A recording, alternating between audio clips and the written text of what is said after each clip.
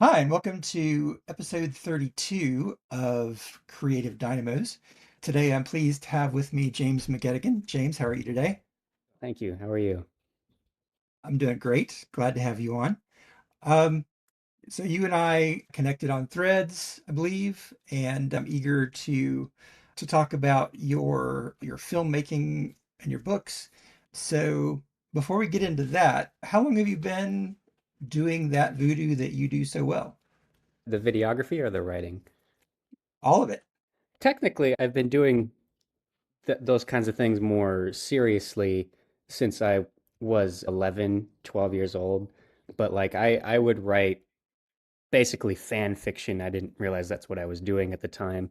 Prior to that, I had a big fantasy story I was putting together that basically plagiarized elements of Aragon, Harry Potter, Lord of the Rings, and a few other fantasy stories in one. But that was like my first dabbling with writing a book. And then when I was 11, I had a very lucid dream that pointed me more in my own direction of things. How about filmmaking? How did you get into that? My dad was the type who had one of those big VHS cameras when I was growing up, which I was very fascinated by.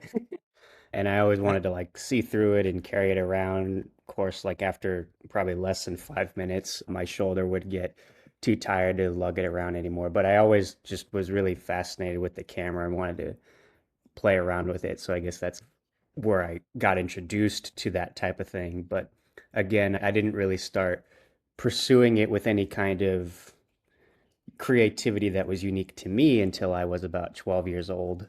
And that just started out with like simple things too. Even then, I was using a GoPro to film like me and my friends playing basketball games. And then it got more complex from that point going forward.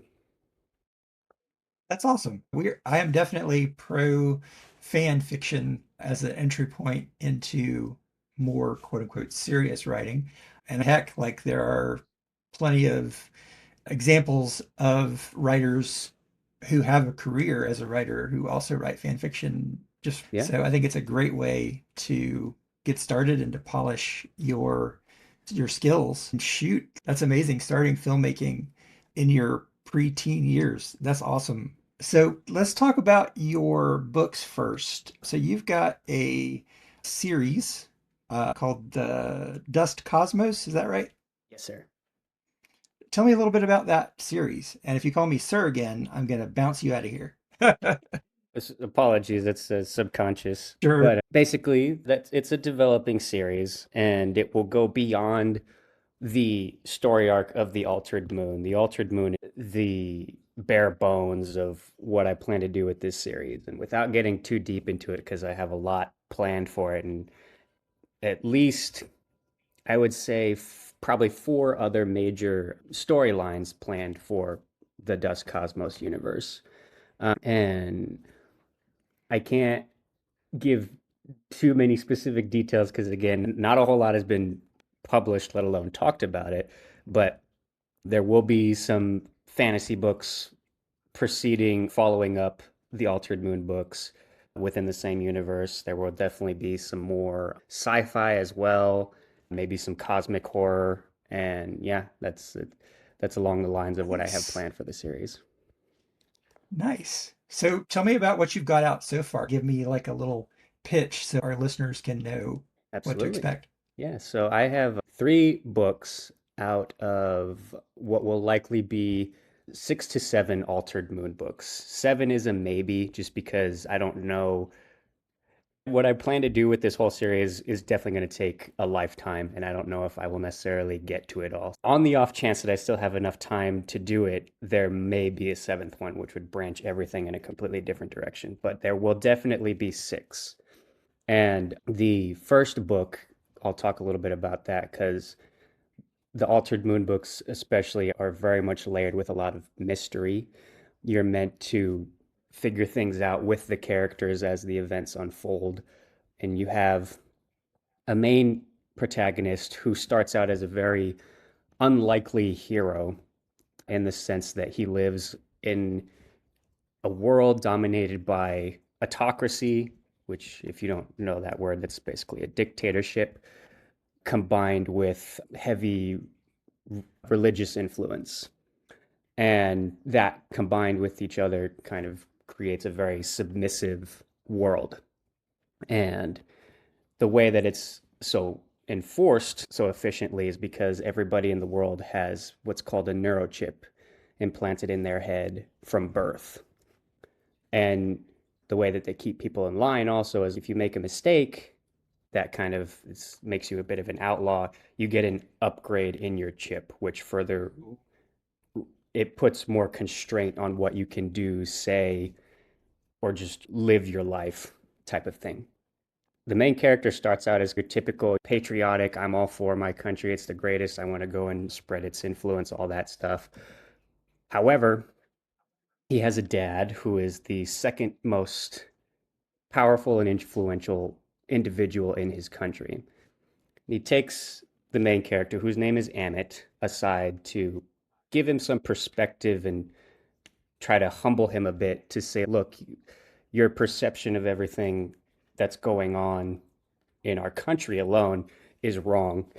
And you need to at least open your eyes to some of the things that are going on before I can allow you to go out and enforce anything for it because he's a military person. He's a soldier, the main character.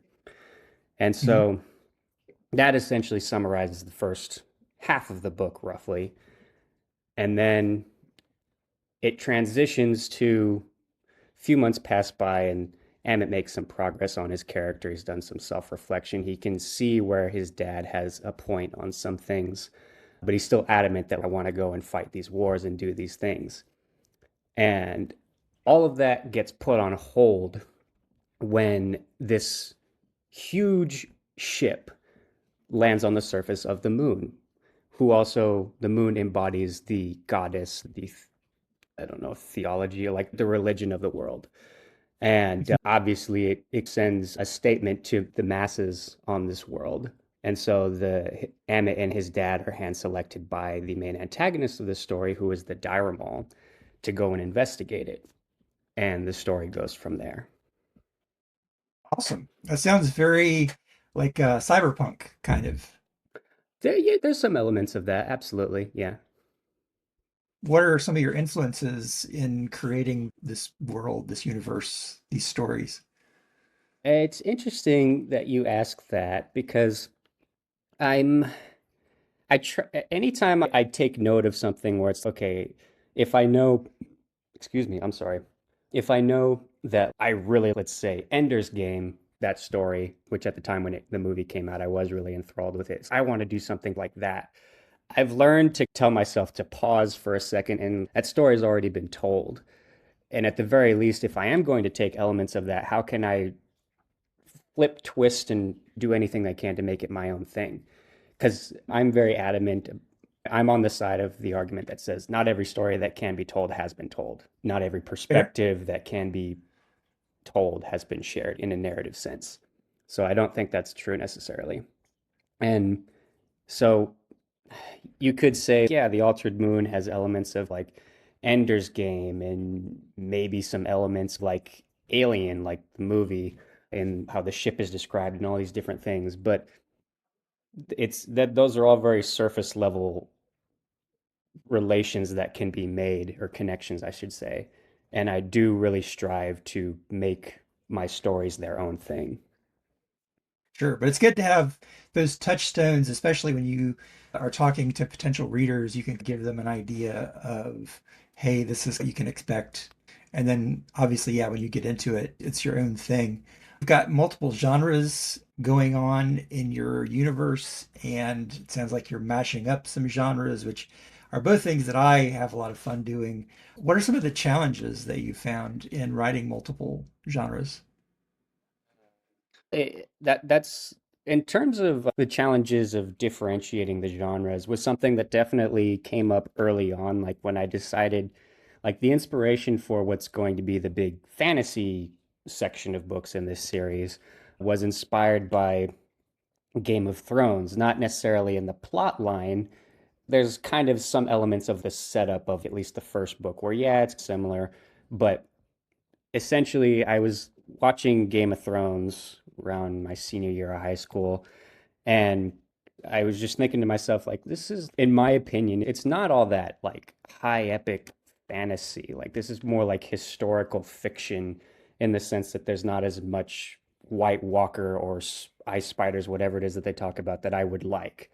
So I was like, you know what? I can do something better.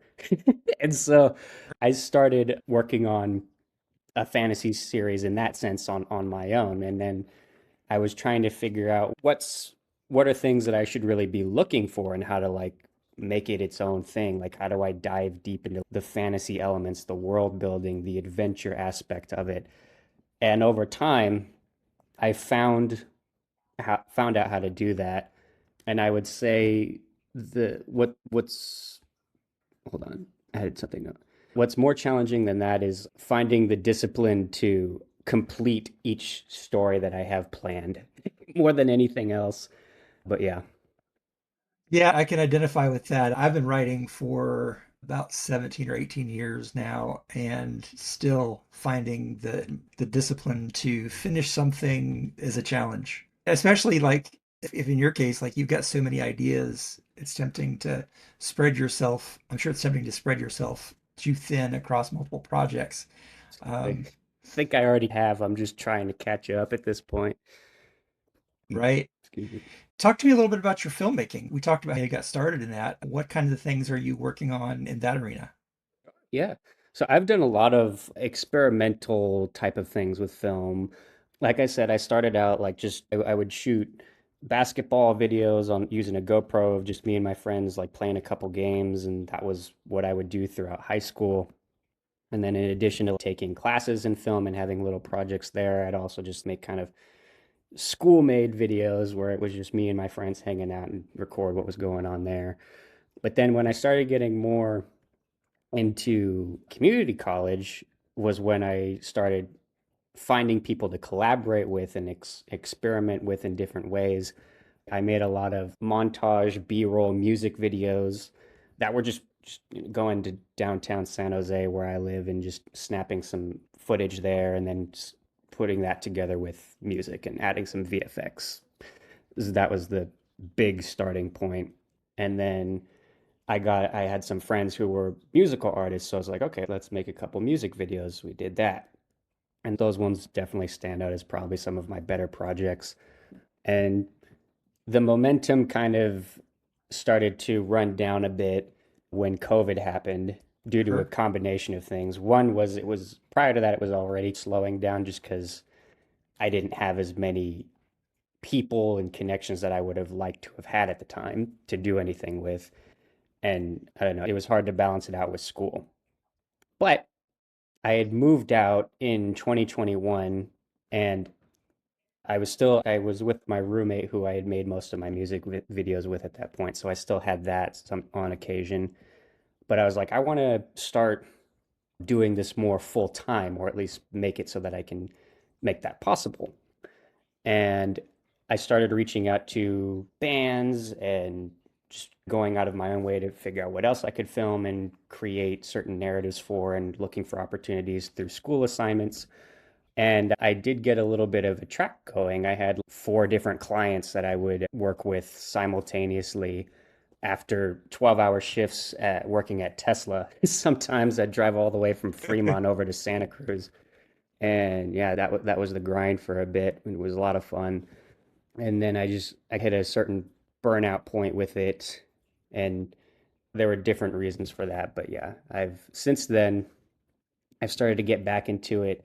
I've made more analog horror videos recently, is the genre that I'm mainly dabbling in. And I've been working on a homeless veteran documentary for the last few years, and I work part-time at a local news broadcast company. I film and edit projects for that. So it sounds like you found a lot of avenues to express yourself in that way. That's Yep, awesome. absolutely. So when you envision yourself making maybe more narrative projects down the road, do you imagine yourself as like the total package, writer, director, producer, all that? The thought of becoming a producer crossed my mind briefly when I took a producing class because it's a no-brainer that if you were a producer, you could decide what projects go through or don't. But also at the time, I didn't have the best instructor, and so I was my shut off from that. I didn't bother with it. But I definitely want to be more in the role of a director when in if my books do get adapted, because with the exception of a handful of other directors that have reputations like J.J. Abrams or Christopher Nolan, I really don't trust anybody else with the vision of my narrative other than myself. And that's also why I've dabbled in so many different avenues of filmmaking. Like I've been a gaffer for some projects, which is lighting. I've been a cinematographer for almost everything I've done. I've directed some things, I've acted in some things, I've edited so much, including my own projects, and just I've done pretty much almost, if not all, the key roles that go into making a film. How do you envision getting to the place where you can start making your own stuff in longer formats and taking on that role? I don't want to talk about that too much actually because I have a lot going on right now for me that could maybe get me to that point, but I would rather keep it hush just because I don't want to jinx it or anything like that. But I'm working toward Uh, it. I understand that completely. Like some things, it's just not the right time to talk about. Who are some of your filmmaking, who are some of your favorite directors? Christopher Nolan is number one, absolutely. I think Tenet is the best film that has ever been made. I don't care what anybody else says. I understand the plot. Most people who don't, I could see why you don't, because the way it's written alone is the dialogue is almost in every single scene like out of context and you have to catch up. But I love that movie, and I can admit that there's certain things like with the mastering of the sound in some areas with the music was but great movie. And J.J. Abrams is another director who, not on every project, but he is another one where, especially when he made Star Trek Into Darkness, his whatever he did with what's his name, Benedict Cumberbatch, and his role as Khan in that movie is essentially the groundwork that kind of inspired the persona for my main antagonist in The Altered Moon. Just his whole demeanor was perfect. And then there's a few others who I enjoy watching every once in a while, like the Coen brothers. You can almost never go wrong with them. Yeah, just those are the main ones that come to mind. It's funny you bring up the Coen brothers. I just watched Honey Don't, Me too. I saw that last um, night. which was, in addition to being super spicy, Yeah. um, was a great story. It did not go any of the ways I expected it to go, so I was always like on the edge of my seat. And I love the neo-noir feel of it and the main character, Honey. Like, I want more of her. Like, the actress did a great job. The writing Yeah. was spectacular as it's one of the Yeah. Coen brothers. I don't remember which one. I think it's Um, Ethan. but yeah, yeah, the writing was spectacular. Acting was really good. I highly recommend it, but be prepared for a lot of sex, which is not a problem. Mm. It's just something that you want to make sure that there are no like little ones running around in the background. But yeah, that was really good. And it's the second film in a series, I think. Oh, is it? Loosely. Yeah, there's a previous movie that he did. I don't think it was the same main character, but it's like one of those same universe kind of deals. And so it's part of a planned trilogy. So there's going to be a third movie coming out in the near future. I don't know where it's at in production, but yeah, this it made me want to go find the previous movie and anticipate the next one. I Looking into it think, too. and the Coen Brothers, they did Fargo, Yeah. right? Another one Okay. that I love.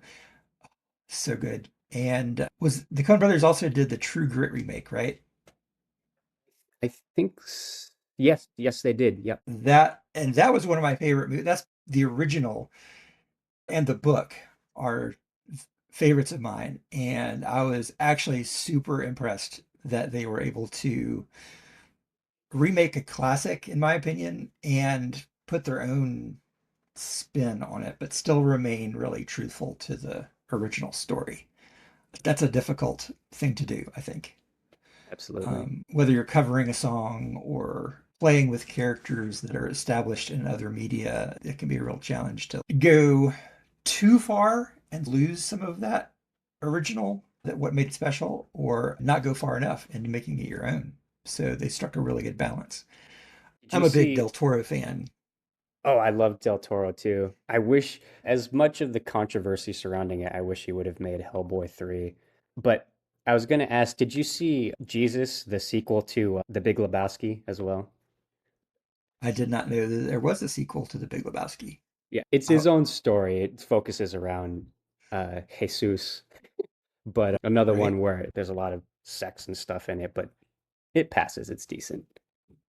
Yeah, I'll have to track that down and watch it. I am trying to fill some holes in my backlog of movies that I've been meaning to watch and haven't gotten around to. And now that I finally have HBO Max, I am able to do a lot of that because Netflix is a lot like they're not the greatest. They're not as good as they used to be in terms of what of their catalog. Although I gotta say, they've been putting out some interesting movies of their own. I watched The Wrecking Crew. Uh and it just came out and it's a Netflix original and I think and that's got Jason Momoa and the actor that played Drax the Destroyer in the Guardians of the Galaxy movie. I can't think of his name right off the top of my head, but Yeah, fun act. I think I know what you're talking about. It actually that might be a show. Is it where they're trying to figure out what happened to their dad and they're like on the Hmm. boat or yeah, okay, Hmm. so yeah, Hmm. I know what you're talking about. So, great action and there's a couple of scenes, a couple of fight scenes where it reminded me a lot of the side scroller video games from like the 80s or the hallway fight scene in the first Daredevil season. So whoever did the fight choreography for that movie did an amazing job. But because it's really like nonstop, literal nonstop action from beginning to end. Um, but surprisingly, there are a couple of moments there where Momoa and man, don't know why I can't think of that actor's name. Drax.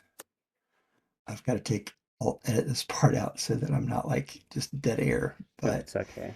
It's Dave uh, Batista. That's what I thought it was. I knew Dave his last Bautista. name Yeah. was a B. Um, uh, there are some moments between Momoa and Baptista that were surprisingly like deeply emotional, and they had great chemistry together. So highly recommend if you haven't seen that, get out if you're in the mood for a good action flick.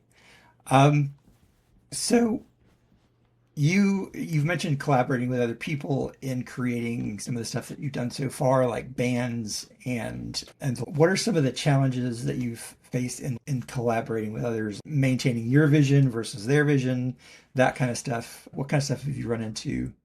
How have you kind of worked that out? When it comes to that specifically, deciding what the vision of the final product should be, I haven't had too much discourse around that because combination of variables, like I've covered live events for concerts before, and usually I'm one guy with a camera and then there's one still shot. So there's not really a whole lot to necessarily play with or decide surrounding that. You just I cut it together and you get what you get. There's not much, there doesn't need to be a debate. However, there's been a few times, like when I was living with my roommate, who was the artist who I first started with in terms of that avenue. There were a few times where it was like I picked certain shots and I did things certain ways, and he was like, "No, let's cut that one. Let's have this, do that." And I didn't have much of an argument about it. It's like I respect it. It's his video. He's the one being presented. That's fine. There have been two noteworthy times, and one is current, where there have been bigger discourses over things. And the first big one was again when I was going out of my way to start building a client base for myself in videography. And it was with another musical artist. I didn't know this person that well. They reached out to me through Facebook Messenger, and we went to the same high school. That's how we got started in a conversation. And he was like, I have this new song out and I want to make a music video for it. Could we get together and do something? I was like, absolutely. And honestly, that project, I would still say at this point, cinematically is probably the best thing that I've put together at this point. Because the way it was shot, the lenses we used, the way it was cut and edited. And unfortunately, it was never released publicly because from the get-go, there was a miscommunication between me and the guy.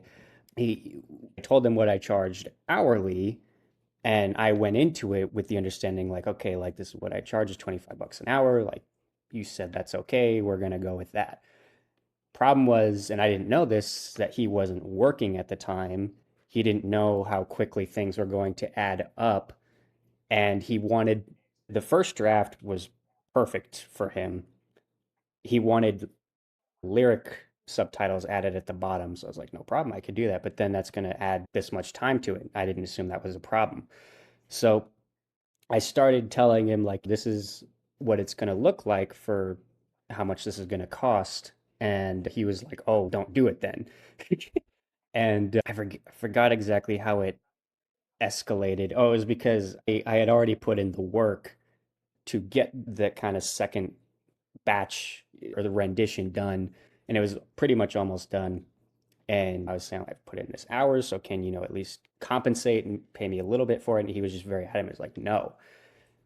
I was also going through a time where I didn't have a lot of self-esteem prior, and I had a lot of people take advantage of me, and I was starting to get a sense of self-worth for the first time.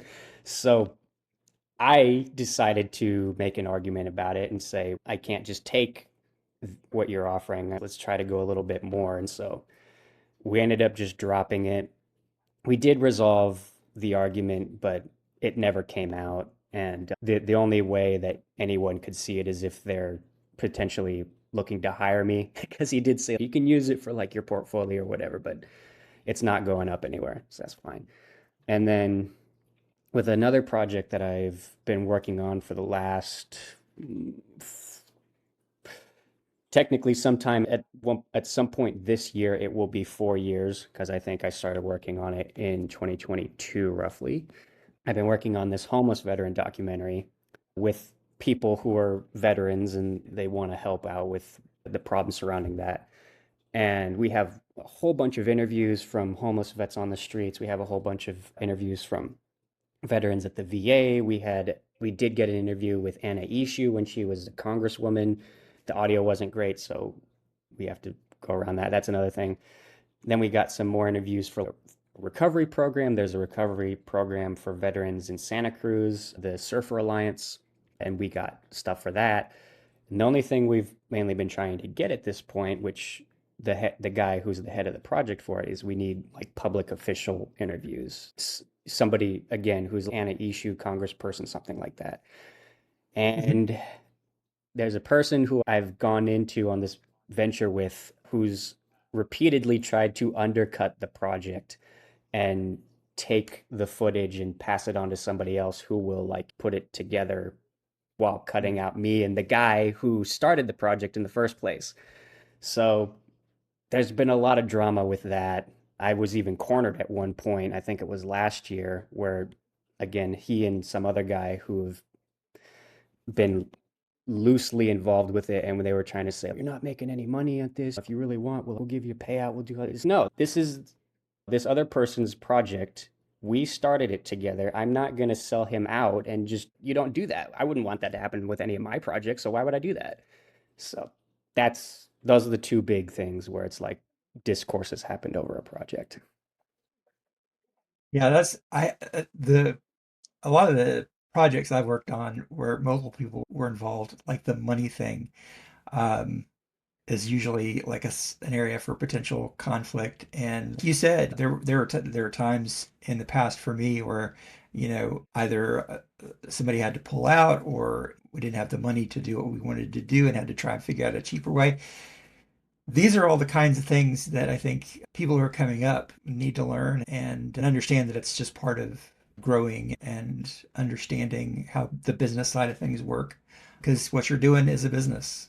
Yep. And I applaud you for your ethics because a lot of people would have made a different decision in terms of selling that other guy out. So making sure that you stand firm on what you believe, that's important. Integrity will take you a long way, I think. You're one of the first filmmakers I've talked to for this project, and I'm curious. I've tried writing a screenplay, adapting stuff of my own. I've never written like a screenplay from scratch. How is the process of writing a screenplay different from the process of writing a novel for you? Yeah, so its fundamentals basically is the big difference. Because a lot of people, and not to ridicule anybody here, but like a lot of people get confused with the philosophy of show don't tell and how that should apply to novels as much as it does scripts. But if you do to the letter apply that to your novel's going to be bland and it might as well be like a play or something like that because show don't tell specifically applies to the rule that you're supposed to only present what audiences are going to see and what audiences are going to hear. That's how you write a script. So you don't waste any time adding any extra context of if these two characters randomly show up in a scene together for the first time, you're not going to write, oh yeah, all this other stuff happened way back when, unless you're going to write a flashback scene of what happened. The producers don't care about that information. And the real art in that is finding a way that if it's important enough to present that information like either in discussion or in mood swings or how the characters interact with each other, the kind of undertones of what else is going on in a scene. Whereas again, with a book, like you are literally telling a story. You aren't showing a story because there's nothing to show beyond the text on the page. You are telling about the lore, you are telling about like character development, inner monologues, and just narrative voice that you do not get with a script. So that is the difference, if that answers your question. If you're telling a story with a novel, you're showing a story with a script. I think that one of the challenges that I faced whenever I would sit down and try and adapt something is figuring out like how much to put in the script in terms of like description, setting, things like that. And I know that a lot of those kinds of things are decisions that like directors make, and trying to communicate things through dialogue a lot more than through, like you said, description or backstory. That's a big challenge. It feels like it's a completely different skill set Yeah, it for can. sure. You have to think more Uh, minimally. And that doesn't mean that you don't like if there's a specific area that you're presenting in a scene, you do have to give some level of, okay, are they in a house? What's in the house? And if there's a specific item, maybe only mention that if the character's really going to interact with it or something like that. And again, on the flip side, that doesn't mean that like you with a novel, you can't show people things because obviously people have imagination and that's why they're reading a book in the first place is to get into invested into a world. If you write a book and that's not the experience of audiences, you're not doing your job right in that sense. Not an overwhelming amount, but a lot of people have said from reading my content, like when they read it, it's like they're watching a movie. And that again comes through in the writing style and the narrative voice. I think it's a combination of with certain things leaving it open to imagination and not getting too specific so that people can fill in the gaps with their own head. But then when you have something that's more action packed, instead of glossing over that and just saying it was a big glorious battle and there was fire and all, I personally hate when authors do that because then it's like this big buildup and then it only lasts a paragraph. That's lame. I mhm. like to go into detail and be like, okay, this character shoots that one and then there's a stab there, a slice here, all that and is when more specificity will, in my experience, add to what audiences will take away from it because then they can see what's going on and like the intensity of it. But yeah.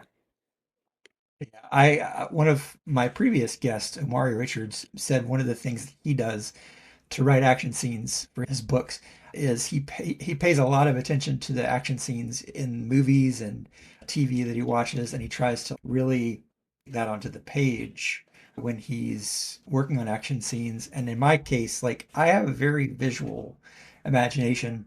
And so when I'm writing, like whether it's an action scene or anything that requires a lot of description of the setting, I try and get as much of what's in my head onto the page as possible because uh, I want the reader to engage with their imagination, but there's probably something in particular that I want them to imagine, I make sure to put that on the page. And it can be a challenge because I know for me, a lot of times when you're writing, you may imagine what's going to be happening, and not everything that's up there makes it onto the page, and your brain takes shortcuts. It's important to second, third, fourth draft, get other people to read it, do things to make sure that you're not leaving any gaps. Absolutely. So, one of the things that I read on your website was your vision. Your vision includes stories that you said are guiding your readers on a journey of self-discovery and enlightenment. What do you mean by that, and how does your fiction help people achieve that? So I this to answer that question, I might sound like I'm reading off a script because I did have to write it out and I wanted to make sure that I Yeah, got all the notes on it. But absolutely essentially, fine. it like it's two different parts and they both relate to some amount of like self-improvement. And self-discovery specifically, what I'm talking about with that is like self-reflection, one's ability to reshape their character or to strip away aspects of their character that don't benefit themselves and or others. If you have tendencies where it's like people don't think you're a great person, what are some things like what's going on inside? What's the reason why you do that thing? What are ways that you can make sure that you don't do that anymore? And that's something a lot of people in my generation like to preach that they say that they do, but I don't see how they could with how easily divided and I don't know the right word, but I feel like with at least the country right now, the way it is, there's so many subgroups of name anything you want, not and neither one is necessarily worse than the other, but it's LGBTQ and then there's ethnic groups and then there's this and that. Again, nothing's bad about any of those groups or anything like that, but there's such a big divide and everybody's so easily triggered by things that it's easy for people to just have a discourse over anything. And that's one of the things that I'm hoping that if people read my book, especially through the journey of my main character, that they'll be able to see, okay, he's going through this thing, he's on the wrong path, and he is very divisive, but then he does things to look at himself and say, this is wrong, and I'm just hurting myself. So, how can I make myself a better person to build my allies and take on these bigger challenges that are a threat to not only me, but others as well? So, in a nutshell, that's basically what I'm talking about with self reflection is just your ability to take credit or not take credit, to acknowledge that everybody's flawed, even when we do work to repair ourselves. We're still flawed, but at least to put effort into making ourselves better and more, have a better capacity to connect with people and not Sure. argue. And then this one's a bit long. When I say I hope my work will enlighten people, to be enlightened is essentially to be informed and to be knowledgeable, not on anything in particular, but you could apply that to world events. You could apply that to spiritual insight and or yourself. And enlightenment is a term that has been labeled as with a bad connotation to it because of certain individuals. I'll name one in a second. They have a limited or they have limited and or construed the meaning of the word. Jordan Peterson is a prime example. I wouldn't say he's all that enlightened. He's very articulate and he's Yes. got some amount of class to him, but that doesn't make him an enlightened individual. He's quite judgmental and divisive in his own philosophy of things, and he discusses. And that's just one example of how the term itself, enlightenment, has been construed into this kind of elitist thing when it's not. And circling back again to my generation, a lot of them would say, with what I'm saying about what enlightenment means, is it's equivalent to being called woke. Now, that's got its own problems as well, unfortunately, because the practice and the values and the actual action that came behind that movement when it first started is no longer there. And unfortunately, it's not that I feel it's like I there's evidence of it in that it feels like it's more than anything. It's just something that people say for clout or for attention or just hop on a trend to seem like they support one group or another. When in fact, at the end of the day, nothing is really being changed. You can say that, oh, yeah, these communities over here are impoverished. Let's go march and do something about it. Your march is good in the sense that it draws attention to it. But at the end of the day, 5 years from now, is that community still impoverished? Are they still, are there still gangs? Are there still XYZ? If the problem remains the same after so much effort and time, what is the end result? What's the change? Again, the my first book especially challenges that, and throughout this series too, where it's like it's not enough. It's not that it's not important, but it isn't enough just to go out and take the peaceful route of things. You have to be willing to step up your game, as protests have done in the past. There have been times where the powers that be haven't listened to the peaceful route, and so people went out of their way to go and do riots. They screwed up factories or they raided stores, whatever it was that would actually get attention and get people with the authority to do anything about it to listen and make a meaningful change. But nobody's doing that kind of thing anymore. And that's especially with the current administration, if the most that people are going to do is just get around and march and make noise, that has no consequence for them, unfortunately. I wish it Right. was, but they can easily just blow that off and be like, okay, it'll be done in a day. And then they'll be going back to work tomorrow and we can keep screwing up the world. So Mm. that's this is along the lines of what I mean of becoming enlightened. Not that you're just aware about things, but you're also willing to take action and understand the gravity of certain situations like the ones that we're currently in to go out of your way and make sure that something gets done about it. And again, that's something that especially for the first three books, my main character realizes and is forced to do because there's no other way that the problems that he's faced with can get resolved. Granted, it's a fiction, but same concept. Sure. And art is powerful, and the whole purpose of it, in my opinion, is to, like you said, enlighten and how you defined it, and to engage in a voyage of self-discovery. If you're not doing that with the art that you're engaging with, then you're not getting as much out of it as you can. And like I think media literacy is something that I struggle with from things I've seen here over the last few years. It's important to look a little deeper into the art that you're consuming, and for us as creators to dig a little deeper into ourselves and expect more Yep. out of what we create. That's awesome.